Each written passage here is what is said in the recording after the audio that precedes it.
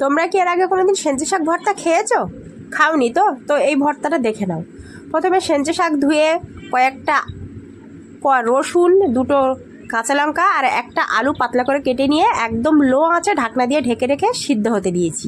আমি কিন্তু এখানে এক ফোঁটাও পানি ব্যবহার করিনি।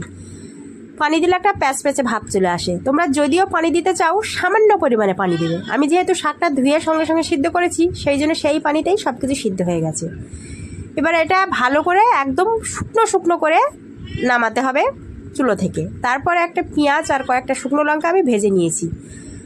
তারপর শুকনো লঙ্কা আর পেঁয়াজ নুনের সঙ্গে ভালো করে মেখে নিয়ে আলু, কাঁচা লঙ্কা, রসুন আর শাকটা ভালো করে চটকে মেখে নেব। আর হ্যাঁ, আমার এই পেজে কিন্তু অনেক রকম লোভনীয় ভর্তা আছে, তোমরা চাইলে সেখান থেকে দেখে আসতে পারো। আর এই সেঞ্চে শাকের ভর্তা তো জাস্ট অসাধারণ, একবার হলেও করে খেয়ে দেখবে। এখানে দিয়ে দিলাম অনেকটা পরিমাণ